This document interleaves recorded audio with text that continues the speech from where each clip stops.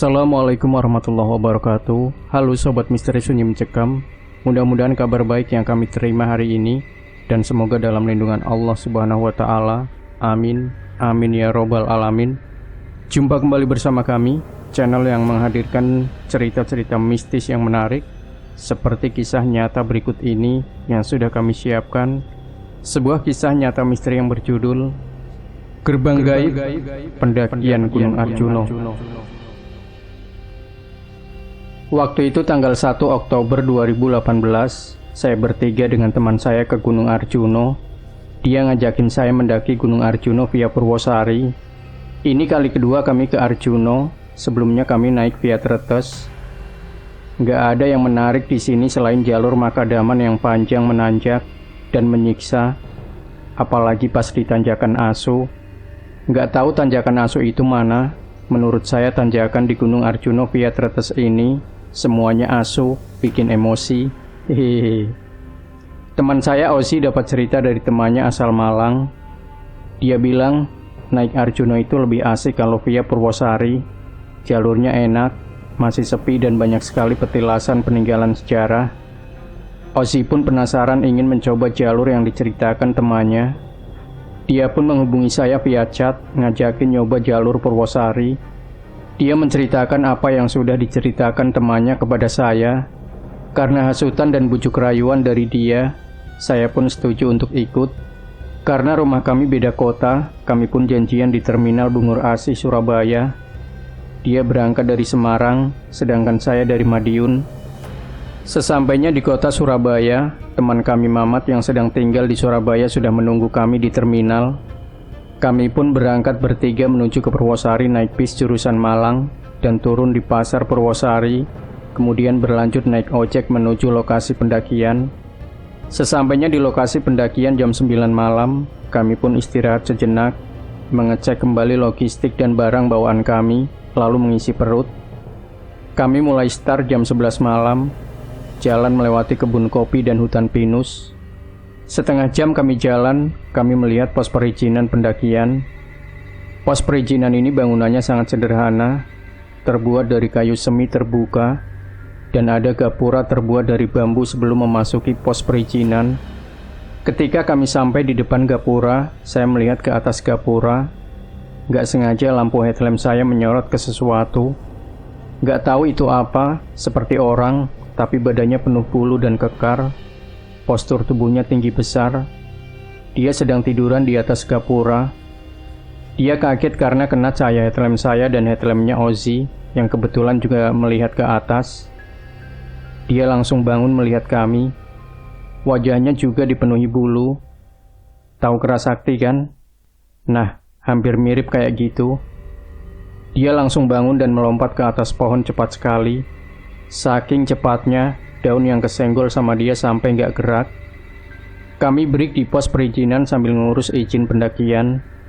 Mamat daftar ngurus perizinan, sedangkan saya dan Ozi duduk di balai-balai yang terbuat dari bambu. "Yuh, kamu tadi tahu di atas gapura tadi ada apa?" tanya Ozi. Oh, apaan ya itu? Masa lutung?" Saya pun balik bertanya. "Masa lutung segede manusia?" ujar Ozi. "Terus itu apa?" "Kayak Kerasakti ya." "Hehe," jawabku. Nggak tahulah itu apa. Semoga saja nggak ada apa-apa berangkat, pulang selamat," ujar Ozi. "Jangan cerita ke Mamat, dia parnoan kalau ngerute malam. Nanti heboh, geger malah merepotkan," kataku. "Nih, udah selesai registrasi ini. Gimana, lanjut apa break dulu?" tanya Mamat. "Break aja dulu, minum teh panas dulu. Dingin banget," jawab Ozi. Kami pun beristirahat di sini. Setengah jam kemudian melanjutkan perjalanan. Jam 12 malam. 1 jam kami jalan, sampailah kami di tempat yang bernama Gua Ontobuga. Tempat ini begitu gelap dan sepi. Hanya ada beberapa ekor anjing yang tiba-tiba menggonggong saat kami lewat. Kami jalan menelusuri tempat ini. Di sini ada bangunan seperti rumah, mungkin tempat orang-orang berziarah, lalu ada bangunan terbuka dengan cungkup di atasnya. Di dalam bangunan itu, Ada lubang yang tidak terlalu lebar, mungkin cukup untuk satu orang. Di depan gua itu ada bunga-bunga dan sesajen juga dupa. Di sini bau wangi dupa sangat menyengat, asli bikin merinding. Gua Ontobuga ini berdasarkan nama tokoh pewayangan. Dia adalah dewa berwujud naga yang menguasai dasar bumi. Dengan suasana yang sedikit horor ini, kami gak ingin berlama-lama di sini. Kami pun melanjutkan perjalanan kembali. 1,5 jam kami berjalan, sampailah kami di pos 2 Tampuono. Di sini juga banyak sekali bangunan shelter, dan lagi-lagi bau dupa begitu menyengat. Di sini ada lagi anjing. Heran, banyak banget di tempat ini anjing. Hei saudara, break di sini yuk. Besok aja lanjut lagi. Ngantuk aku, ujar Mamat. Shh, ada suara orang batuk, kata Ozzy. Mana suara orang batuk? Gak ada. Jangan nakut-nakutin dong, ujar Mamat. Oh, ada suara kayaknya dari shelter depan itu, kataku. Assalamualaikum, ujar Ozzy namun tidak ada jawaban. Assalamualaikum. Ozzy mengulangi ucapannya lagi. Waalaikumsalam. Tiba-tiba ada yang menjawab salamnya Ozzy dari arah belakang kami. Kami pun kaget karena ada seseorang berdiri di belakang kami. Pak, ujar Ozzy. Mau naik tole? Tanya bapak itu. Iya pak, tapi ini mau ngecamp di sini. Teman saya udah kecapean, jawab Ozzy. Ngecamp di shelter sana aja loh, bareng sama saya. Gak usah mendirikan tenda. Di dalam sana banyak orang, teman-teman saya, kata bapak itu. Oh, iya pak. Ini bapak apa juga mau ke puncak? Tanya Ozzy. Enggak, saya nyepi di sini aja. Paling naik ya cuma sampai Makutoromo, lalu turun lagi. Saya sudah 3 minggu di sini, jawab bapak itu. Kami pun masuk ke dalam shelter. Kami diberi mie instan dan kopi sama bapak itu. Selesai makan, kami pun tidur. Keesokan harinya kami melihat-lihat Tampuono ini. Di sini enak banget tempatnya, bersih, asri karena ada banyak pohon-pohon besar, dan di belakang shelter ada kebun kopi. Ada beberapa petilasan juga di sini. Petilasan yang pertama yakni petilasan Eyang Abiasa dengan jalan setapak yang ditata rapi dengan semen, serta di kiri kanan jalan dibentuk taman-taman yang sangat rapi dan bersih. Nama Abiasa merupakan tokoh pewayangan bergelar begawan yang dikenal sakti. Dalam cerita pewayangan, ia dipercaya sebagai orang yang menulis riwayat keluarga Barata. Tak jauh dari petilasan Eyang Abiasa, yang konon jika airnya diminum, dapat memberikan keluhuran jiwa, serta selalu ingat Hyang Kuasa. Di sini juga terdapat beberapa pondokan. Dewi Kunti dalam dunia pewayangan merupakan ibu dari Pandawa V. Gak ingin mandi di sini? Katanya kalau mandi di sini bisa awet muda, ujar Ozzy. Masa iya? Ayo teman-teman, mandi biar awet muda, kataku. Males, gak butuh awet muda aku. Yang aku butuhin ini sendang yang bisa merubah wajahku jadi tampan, jawab Mamat. Jir, jelekmu sudah mendarah daging, gak bisa dirubah lagi. Umpama operasi plastik, butuh 1 ton plastik bekas, kata Ozzy. Mulutmu itu kok menyebalkan sekali. Kamu kira wajahku ini tempat sampah apa? Jawab Mamat. Udah ayo buruan ngambil air. Aku mau cuci muka. Kali aja bisa cantik, tambah muda, jadi dedek gemes, ujarku. Kami pun mengisi botol air kami dengan air sendang dan mencuci muka, tangan dan kaki di pancuran. Setelah itu kami kembali ke shelter, lalu packing dan melanjutkan perjalanan. Pak, pamit, mau jalan lagi. Keburu panas nanti, kata Mamat. Iya nak, hati-hati. Pelan-pelan saja, jalannya susah, jawab bapak-bapak itu. Setelah kami berpamitan, kami pun melanjutkan perjalanan ke pos 3. 20 menit kita jalan, sampailah kita di pos 3 petilasan Eyang Sakri. pos yang mempunyai sebuah halaman luas dengan sebuah bangunan rumah yang terkunci rapat. Dapat saya perkirakan jika di dalamnya mungkin sebuah makam atau arca dari Eyang Sakri itu sendiri. Kami break beberapa menit di sini dan kembali melanjutkan perjalanan. Dari Eyang Sakri ini, trek mulai menanjak cukup bikin ngos-ngosan. Pepohonan di sini mulai rapat. Cahaya matahari pun tidak bisa masuk terhalang dedaunan. Kami pun tiba di pos bayangan Pondok Rahayu. Tempat ini begitu asri, sejuk dan enak. Kami break lagi di tempat ini. Pondok Rahayu ini seperti bangunan kuno, sedikit menyeramkan. Udah kayak rumah hantu aja gitu. Ditambah lagi letaknya di tengah hutan. Saya nggak tahu apa fungsi bangunan ini. Kata teman saya, dia pernah bercerita tentang Pondok Rahayu ini. Katanya dulu tahun 2000-an, maaf saya lupa tepatnya 2000 berapa. Ada temannya yang hilang di lokasi ini, dan sampai sekarang belum ditemukan jasadnya. Teman saya Ozi masuk ke dalam pondok itu, karena saya juga penasaran dengan apa yang ada di dalam pondok itu. Saya pun juga ikut masuk. Di dalam pondok ini sangat bersih, bahkan hampir tidak ada kotoran sama sekali. Awal masuk pondok ini dingin gitu, tapi lama-lama atmosfernya itu jadi nggak enak. Kalau dilihat sekilas nggak ada apa-apa di sini, cuma bangunan kosong aja. Kira-kira 10 menitan kami berada di dalam pondok ini, kami pun keluar. Hawanya nggak enak ya di dalam sana, Mas. Ini bangunan buat apa ya? Tanya aku. Iya Bu, kalau menurutku sih tempat ini itu dulu dibuat padepokan belajar silat kayak gitu loh Bu. Kayaknya sih, jawab Ozi. Kata temanku, Mas, dulu itu di sini temannya dia ada yang masuk pondok ini, terus hilang. Sampai sekarang belum ketemu. Udah bertahun-tahun jasadnya yang nggak ketemu, hilang, musnah gitu aja, ujarku. Emang di dalam sana itu, kalau dilihat sekilas gitu, seperti biasa aja, nggak ada yang aneh. Tapi sebenarnya di dalam situ itu loh Bu, sebelah selatan, mentok pojok, yang ada kayak rak-rakan itu loh, di bawah sana itu. Ada sesuatu seperti tempat buat muja, ada dupa-dupanya. Kalau yang nggak tahu gitu, bisa diinjak, karena nggak kelihatan, jawab Ozi. Teman saya Ozi ini memang sensitif pada hal-hal yang tak kasat mata. Kami pun menyempatkan mengambil foto di depan Pondok Rahayu ini.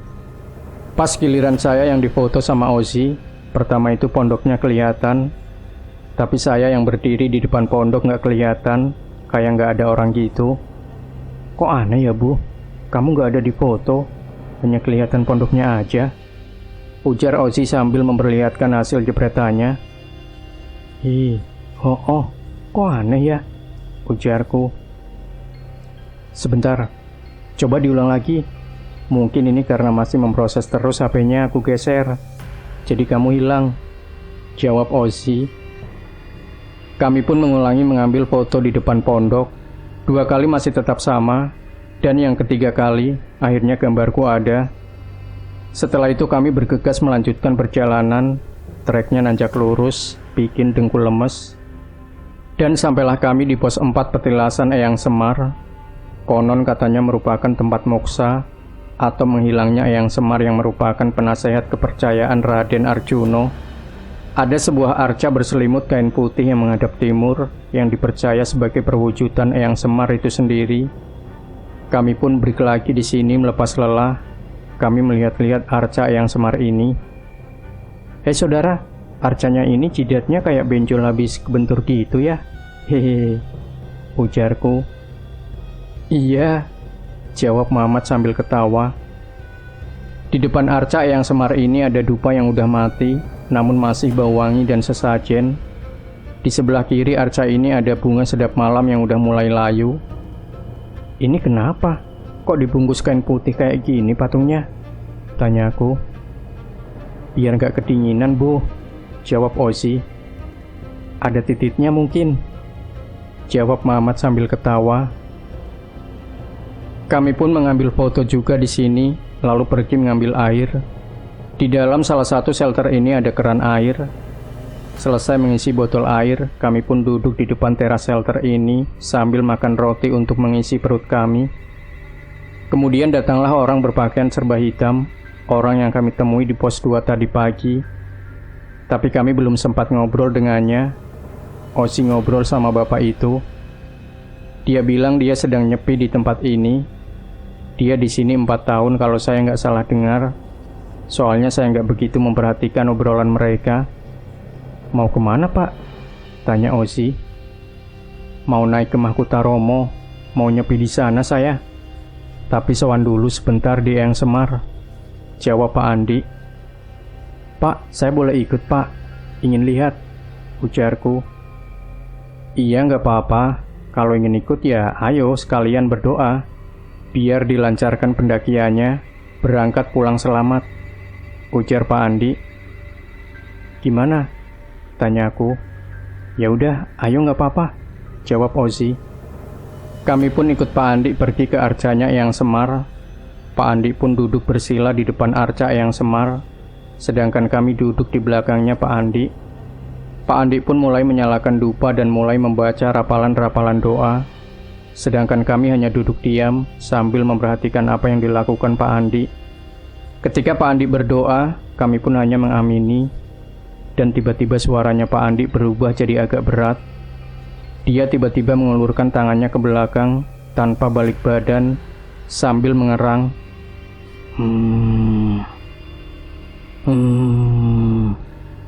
Dengan suara berat. Loh, mas, kenapa? Tanya aku sedikit kebingungan. Tapi Ozi menjawab pertanyaanku. Dia langsung memegang tangannya Pak Andi. Namamu siapa, Le? Tanya Pak Andi. Saya Ozi. Jawab Ozi. Kenalkan, aku Eyang Semar penunggu tempat ini. Andi yang saya percaya mengurus tempat ini. Ujar Pak Andi. Eyang Semar atau siapa sih? Bingung saya. Iya mbah. Jawab Ozi. Kemudian Pak Andi melepaskan tangannya dari Ozi dan diarahkan kepadaku. Mas, gimana mas? Tanya aku. Salaman bu. Jawab Ozi. Saya pun mengulurkan tangan saya dan memegang tangannya Pak Andi dengan rasa takut. Pas saya menyalami dia, tangan saya langsung dipegang, digenggam erat terasa sedikit sakit. Namamu siapa, Ger? Tanya Pak Andi. Wahyu mbah. Jawabku. Kamu tahu nduk, kamu itu sudah mengganggu tempat ini. Kata Pak Andi sambil melepaskan genggaman tangannya. Maaf mbah, saya mengganggu bagaimana? Tanyaku dengan sedikit takut deg-degan. Kamu ada di sini, itu sudah buat masalah. Ada penghuni sini yang suka sama kamu, lalu mau ikut sama kamu. Kamu itu sebenarnya cantik nduk, tapi badanmu itu kotor.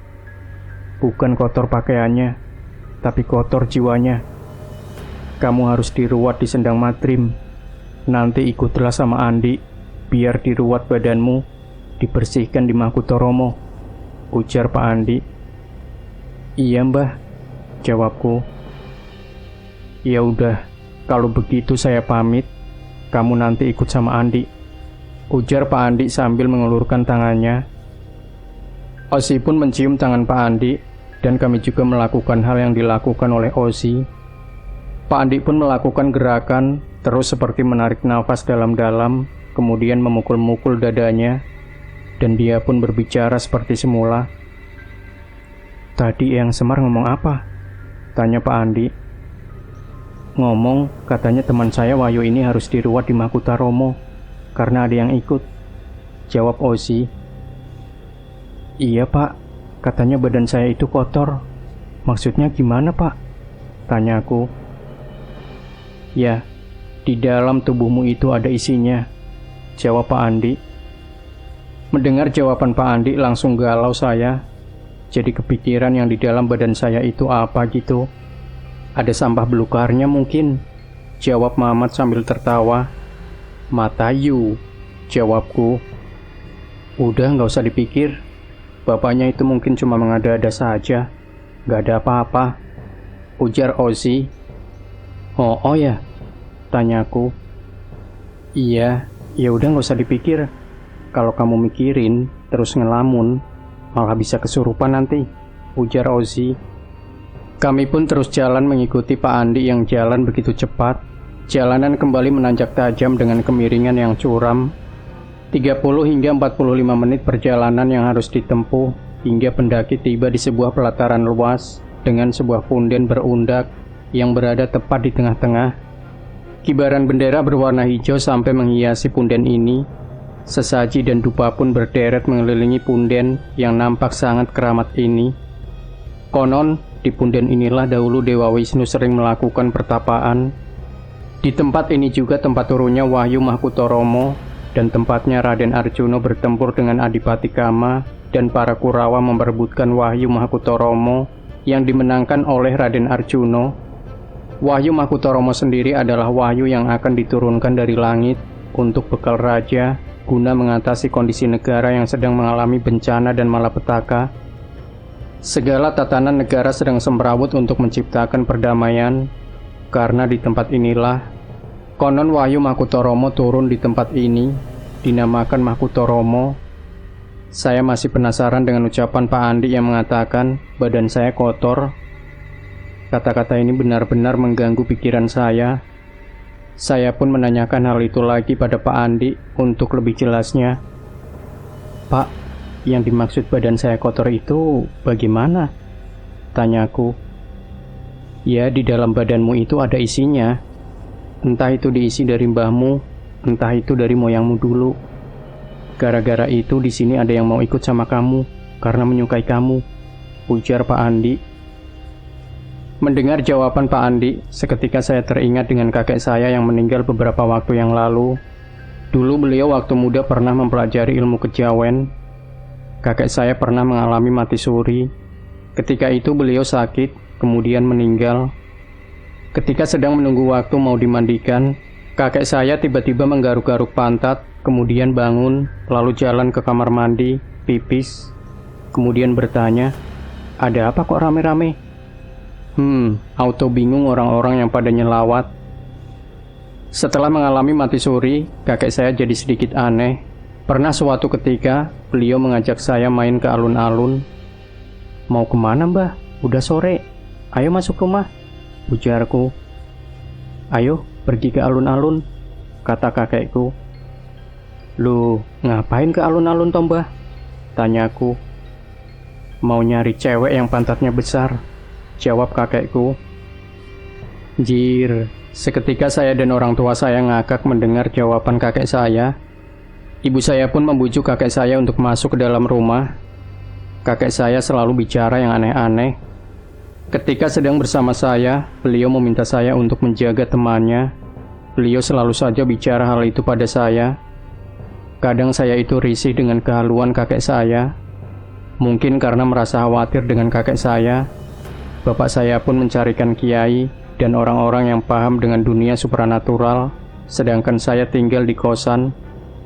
6 bulan kemudian, saya mendapat kabar dari adik saya kalau kakek saya meninggal. Saya pun tidak buru-buru pulang. Saya menunggu 30 menit, karena jujur saya takut kakek saya hidup lagi. Saya pun kembali menelpon adik saya lagi. Kata adik saya, kakek saya sudah benar-benar meninggal. Selama saya di kosan, kakek saya diajari sholat sama bapak saya. Karena sebelumnya kakek saya adalah seorang Hindu. Saya terharu karena kakek saya meninggal selesai sholat subuh. Saya pun menceritakan hal itu pada Pak Andi. "Ya, berarti mbahmu itu yang mengisi. Saya ini kasihan sama kamu. Mbahmu itu bagaimana? Anak masih belum waktunya sudah diisi segini banyaknya. Kamu itu masih terlalu muda menanggung segini banyak. Kalau saya lihat kamu itu sudah diisi sejak ada di dalam kandungan. Sekarang ditambahi lagi. Untung kok kuat. Kalau nggak kuat bisa gila kamu. Sekarang ayo pergi ke arca sana. Nanti mau maghrib kamu saya ruat di arca itu." "Iya, kalau bisa dibuang semua aja, Pak. Nggak ada gunanya juga buat apa," ujarku. "Ya bisa buat nyembuhin orang kalau kamu belajar," jawab Pak Andi. "Nggak mau," jawabku. Kami pun pergi ke arca yang dimaksud oleh Pak Andi. Di arca ini ada dua buah batu yang saling berhadapan dan membentuk seperti mahkota. Pak Andi dan saya duduk di atas batu, sedangkan Ozzy diminta Pak Andi berdiri di belakangku untuk berjaga-jaga kalau saya jatuh ke belakang. Saya duduk bersila di depan Pak Andi, sementara Pak Andi mulai menyalakan dupa dan membaca doa, lalu memegang kening saya, kemudian mengeluarkan keris dan menempelkan di perut saya. Saya langsung batuk-batuk. Ozzy memegangi pundak saya. Setelah kira-kira 15 menitan lah, kemudian selesai, dan kami pun kembali ke shelter. Sambil nunggu waktu maghrib, saya dan teman saya pun berkeliling melihat-lihat arca-arca yang ada di Makutoromo. Di shelter ini ada dua orang lagi, satu ibu-ibu dari Jakarta yang katanya mau nyepi di sana, tirakat untuk anak-anaknya, bersama dengan temannya Pak Andi yang sedang menemani ibu itu menyepi. Ibu itu bilang, di sini sudah 2 minggu. Kalau yang bapak temannya Pak Andi, beliau itu asli orang sini, sering nyepi di sini. Kebetulan ini bulan Suro, dia berada di sini sampai habis bulan Suro. Kami pun membantu temannya Pak Andi mencari kayu bakar di dekatnya Candi Sepilar yang tidak jauh dari Makutoromo. Dibutuhkan waktu 15 menit, maka sudah sampai di sini. Ada 3 buah arca dengan wajah yang menyeramkan. Tepat di tengahnya terdapat sebuah jalur menanjak dengan bebatuan yang tertata rapi. Konon arca berjumlah 9 ini merupakan sosok yang menjaga daerah Sepilar ini. Dan tepat di batas jalur bebatuan ini, terdapat sebuah deretan patung yang melambangkan Pandawa 5, Yudhistira, Bima, dan Arjuna. Sedangkan Nakula dan Sadewa telah hilang diambil para pencuri. Saya dan Ozzy pun duduk di tangga yang ada di arca ini. Bu, kamu yakin mau ruwatan? Tanya Ozzy. Nggak tahu, aku kok takut Thomas, jawabku. Kalau menurutku nggak usah aja Bu, kayaknya kok nggak benar kalau aku lihat-lihat. Sekarang coba pikir, masa iya dia kesurupan Eyang Semar? Beneran, aku kok nggak yakin. Nggak tahu kenapa aku ngerasa aneh aja. Orangnya kok bisa tahu kamu diisiin sama mbahmu sejak dari dalam kandungan itu dari mana? Ketemu kita aja baru sekali. Ya mungkin benar mbahmu dulu pernah mempelajari ilmu kejawen. Tapi kan sama bapakmu sudah dicarikan kiai. Siapa tahu aja udah diruqyah. Ilmunya mbahmu sudah dibuang. Nggak tahu kenapa aku itu lihat cara dia ngomong itu nggak yakin Bu. Seperti ada yang janggal aja gitu. Sekarang di sini jam 3 aja udah dingin. Kamu yakin nanti mau diruat, terus dimandiin nanti maghrib? Aku khawatir kamu kena hipo. Sekarang coba pikir, kalau menurut hati nuranimu, gimana? Tanya Ozzy. Jujur aja ya Mas, aku juga nggak yakin orangnya kesurupan Eyang Semar beneran atau enggak. Aku juga ngerasa ada yang aneh sih. Aku pernah lihat orang kesurupan nggak seperti Pak Andi itu. Tapi nggak tahu juga kalau kesurupan itu banyak modelnya. Tapi ada satu omongan yang aku pikir benar. Ya, tentang mbahku itu tadi loh Mas. Aku takut kalau ternyata diisi beneran. Aku nggak mau kalau seperti mbahku. Mau meninggal saja susah. Aku juga nggak yakin kuat mandi sore-sore di gunung apa enggak. Bingung aku. Jawabku. Udah lakuin aja, biar cepat selesai. Daripada ribet. Entah itu benar atau enggak. Doaku selalu menyertaimu saudaraku, ujar Mamat sambil menepuk-nepuk pundakku. Mata Yumat, jawabku. Lah, kan daripada ribet. Kali aja habis dimandiin kamu sakti saudara, ujar Mamat sambil tertawa. Ngomong lagi aku sobek-sobek mulutmu loh, kataku. Mamat pun tertawa sambil pergi ninggalin kami. Dia mulai asik berfoto dan bikin video alay. Mas, itu ada perempuan pakai baju pink. Siapa? Di hutan kok pakai gaun? Nggak salah kostum. Masa itu Uti? Tapi kok nggak hijab? Ujarku yang tiba-tiba melihat seorang perempuan sedang jalan-jalan. Bukan itu kalau Uti Bu. Mbaknya itu mungkin pendaki yang masih newbie, jawab Ozzy. Kami lihatin terus perempuan itu. Dia jalan ke arah 2 pohon cemara yang berjejer di sebelah timur, gak jauh dari arca. Dia pun jalan ke arah situ, dan pandangan kami terhalang pohon cemara. Kami lihatin terus perempuan itu, tapi nggak muncul lagi. Yang muncul malah orang, semakin lama semakin banyak. Bu, kok banyak yang mondar-mandir di sana, lihat kamu, ujar Ozzy. Oh, mbaknya tadi kemana? Kok nggak keluar-keluar? Tanyaku. Nggak tahu, jawab Ozzy. Temannya Pak Andi, maaf saya lupa namanya, ikut kita duduk di tangga sepilar setelah keluar dari semak-semak.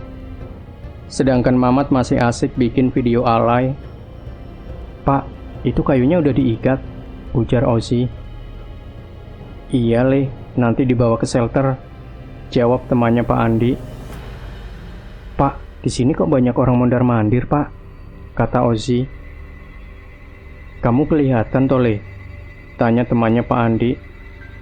Iya Pak, jawab Ozzy. Emangnya kenapa Pak? Itu kan memang banyak orang, tanyaku. Di sini itu dulu katanya tempat ini ada desanya, terus hancur karena musibah. Pohon cemara 2 yang berdampingan itu gerbangnya. Jadi ya nggak heran kalau kamu melihat banyak orang di sini, ujar temannya Pak Andi. Oh alah, gitu ya Pak. Bapak kalau pas di sini sendirian, enak dong Pak, banyak tetangganya, kata Ozzy sambil ketawa. Iya, banyak tetangganya, banyak temannya tapi nggak bisa diajak ngomong, jawab temannya Pak Andi. Kami pun menceritakan kepada temannya Pak Andi kalau kemarin malam kami bertemu seseorang yang seluruh badannya dipenuhi bulu dan wajahnya sedikit mirip kera. Kata temannya Pak Andi, gunung ini memang ditunggu oleh keturunannya Hanoman dan Bambang Wisanggeni yang merupakan anak dari Arjuna dengan Batari Dresanala. Pada ngomongin apa sih ini? Tanya Mamat. Kepo kamu, jawabku. Sudah, ayo balik, sudah sore, ujar temannya Pak Andi. Kami pun kembali ke shelter. Mamat dan Ozzy membawakan kayu bakar milik temannya Pak Andi. Pas sampai di shelter, saya dipanggil sama Pak Andi. Duk, ayo saya rawat, udah sore, buruan, siap-siap kamu. Nanti baju yang habis dipakai mandi dibuang aja, udah jangan dipakai lagi. Saya tunggu di pemandian, ujar Pak Andi. Aduh, mati. Tolongin aku dong saudara. Aku gak mau diruat mas. Mas Ozzy tolong bilang ke bapaknya dong. Aku gak mau diruat, ujarku sambil memelas. Ya gak bisa, kan kamu tadi udah terlanjur mau. Makanya kalau dibilangin orang itu jangan iya-iya aja, jawab Ozzy. Mat, kataku sambil memelas ke Mamat. Maaf ya saudara, aku gak bisa membantumu.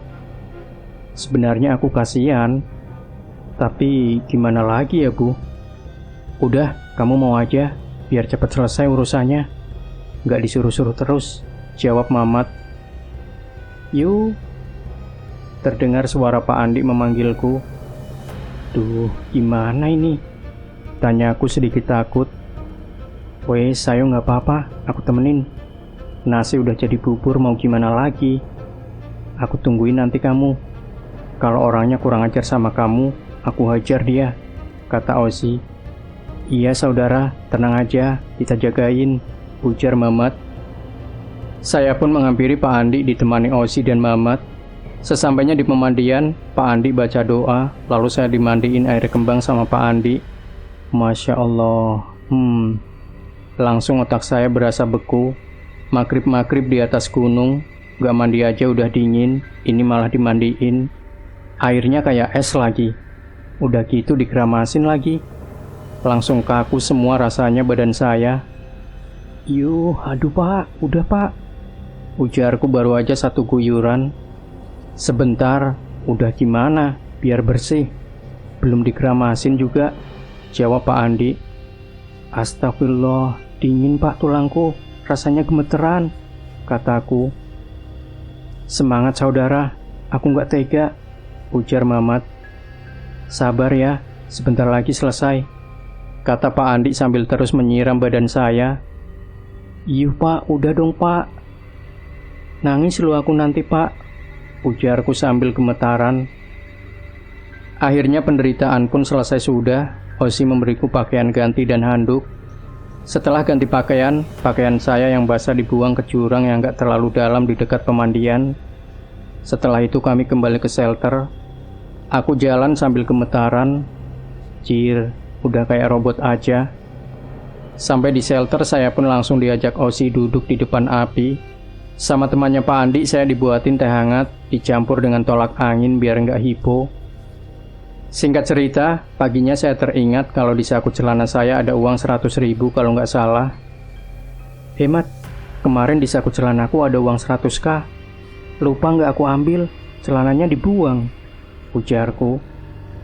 Ambil yuk, lumayan 100k. Nanti turun bisa buat beli sate, kata Mamat. Iya, ayo lo, jawabku. Kami pun pergi ke tempat kemarin kami membuang pakaianku. Pas menuju ke sana, Mamat ngelihat ada burung. Dia pun jalan sambil meleng ngeliatin burung. Buah. Dia jatuh tersungkur ke sandung akar pohon. Saya pun langsung ketawa. Aduh, sakit, ujar Mamat. Syukurin, salah sendiri jalan meleng, kataku sambil ketawa. Ih, ini apa? Ujar Mamat sambil ngeliatin tangannya yang kotor. Hendeng gendeng, tai kumat. Ih, iya, kataku. Masa sih tai? Tanya Mamat sambil mencium tangannya. Hah, iya, tai cuk, kata Mamat sambil diusapkan tangannya ke tanganku. Kurang ajar, ngapain kamu usapin ke aku, Deng? Ujarku sambil menjambak rambutnya. Aduh, sakit goblok. Biar sama-sama ngerasain baunya. Menjijikan. Tainya siapa sih ini? Tanya Mamat. Gak tahu, Mat. Jawabku sambil jalan ninggalin dia pergi ke pemandian cuci tangan. Mamat pun mengikutiku jalan di belakangku. Saudara, celananya mana? Kok nggak ada?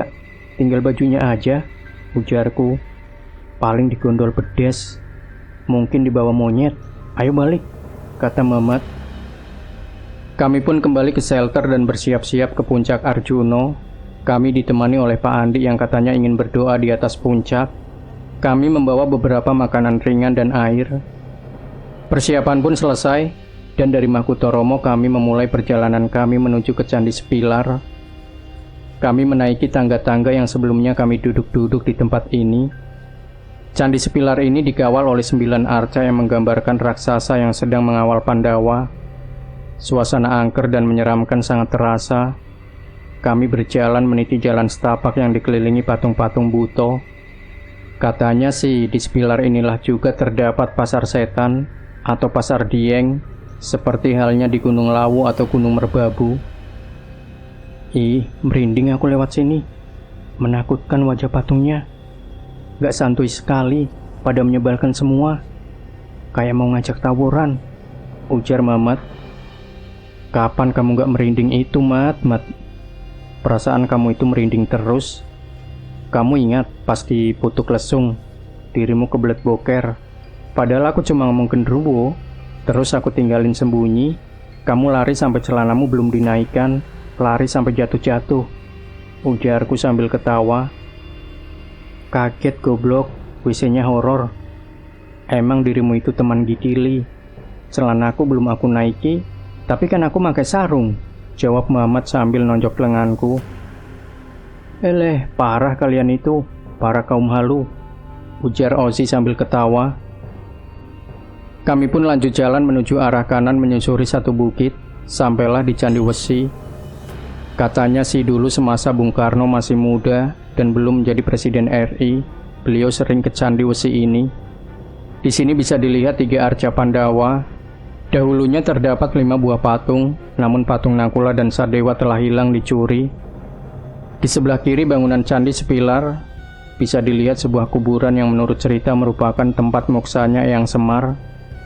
Pada bulan Suro, tempat ini banyak didatangi para penganut aliran kejawen untuk memohon doa bagi keselamatan hidupnya. Kami pun break beberapa menit di sini, kemudian lanjut jalan menuju ke Candi Mangunggale. Candi ini hanyalah sebuah batu yang ditata seperti pondasi, yang di atasnya terletak sebuah marmer yang bertuliskan huruf Jawa, dan di bawahnya lagi tertulis Suradira Jaya Diningrat, lebur dinding Pangastuti, kejahatan pasti kalah oleh kebaikan, dan di bawah tulisan ini tersebutlah nama Maharsi Agung Prawira Harjana. Katanya sih dia ini adalah pengikut setia Bung Karno. Dari Candi Manunggali Suci, kita berjalan ke arah kiri mendaki Bukit Terjal di antara pohon-pohon pinus. Dengan menyusuri punggungan bukit, jalan setapak berada di pinggiran jurang dalam yang berbatuan, dan deru angin kencang serta kabut sering muncul menambah seramnya suasana.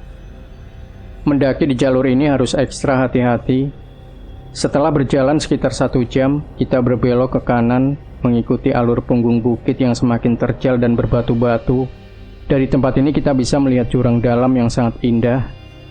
Saya dan Pak Andi jalan duluan, sedangkan Osi dan Mamat tertinggal jauh di belakang. "Bu," terdengar suara Osi memanggilku.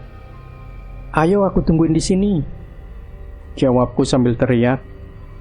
Saya menunggu Mamat dan Osi beberapa menit, sedangkan Pak Andi jalan duluan. Heran, dia kok bisa jalan secepat itu, padahal treknya nanjak, kayak nggak punya capek. Di sini sangar ya.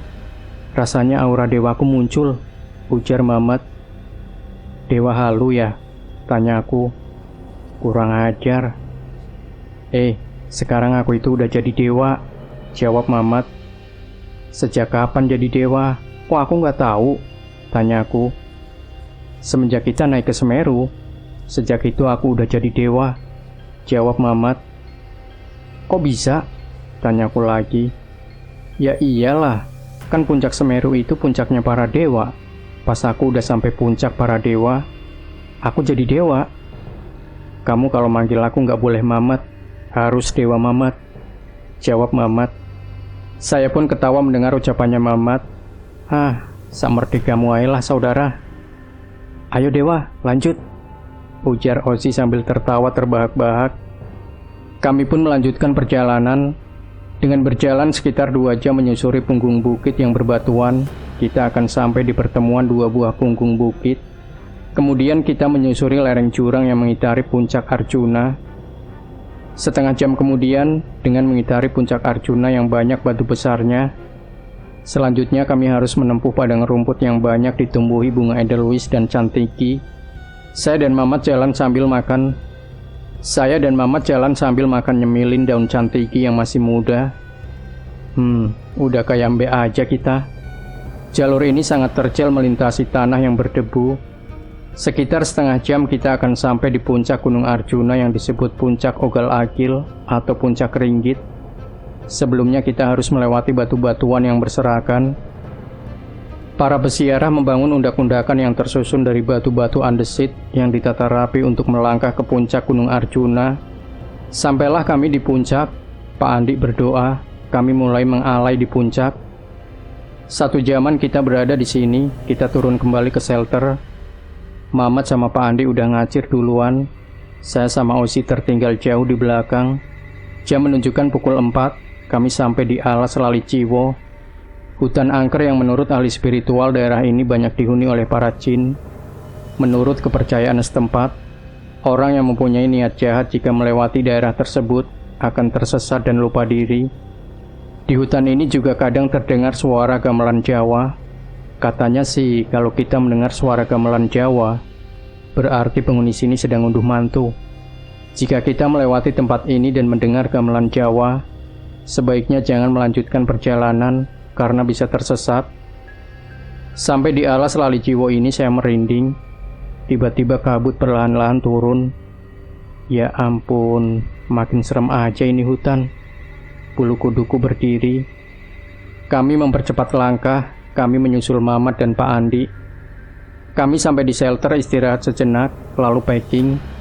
Habis sholat maghrib kami turun. Kami sempat ditahan sama Pak Andi dan temannya, juga sama ibu yang ada di sana. Tapi karena Ozi harus segera kembali ke Semarang, dan Mamat juga harus kerja, kami pun memutuskan untuk pulang hari itu juga. Jalan malam hari melewati situs-situs itu rasanya tegang mulu yang ada. Apalagi pas lewat Pondok Rahayu yang angker, Masya Allah, spot jantung. Si Mamat yang penakut, dia nggak mau jalan baris, dia maunya jalan jejeran. Kalaupun baris dia minta di tengah, gak mau di depan atau belakang. Bro, saya terjatuh karena berhenti mendadak. Saya kaget karena tiba-tiba ada bayangan hitam melintas sekelebatan di depan saya. Gak apa-apa, Bu? Tanya Ozzy. Gak apa-apa. Itu tadi apa? Tanyaku. Gak apa-apa, mereka baik kok, gak ganggu kita. Mereka cuma ngawasi kita aja. Kalian lihat apa teman-teman?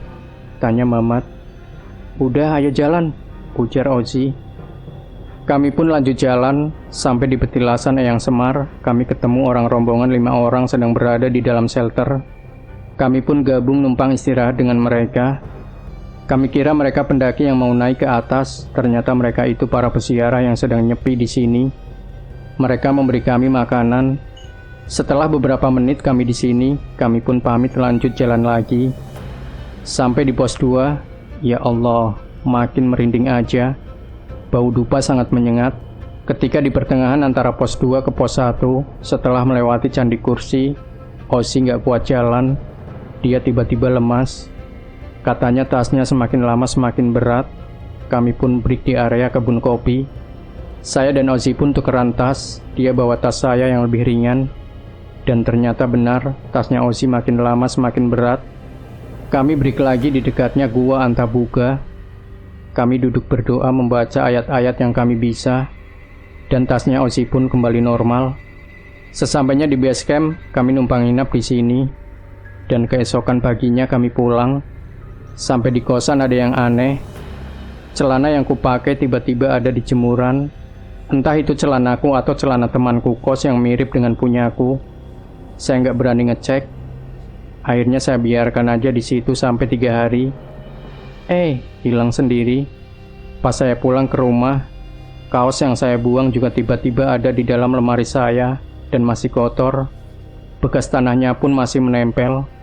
Saya cerita pada orang tua saya tentang pertemuan saya dengan Pak Andi. Kemudian bapak saya membakar baju saya, dan saya pun dibawa ke kiai untuk diruqyah. Demikian Sobat Misteri Sunyi Mencekam, akhir dari sebuah kisah nyata misteri yang berjudul Gerbang Gaib Pendakian Gunung Arjuno. Jangan lupa tinggalkan komentar Anda, like, share video ini, subscribe channel Sunyi Mencekam, dan nantikan kembali cerita-cerita misteri terbaru dari kami. Wassalamualaikum warahmatullahi wabarakatuh.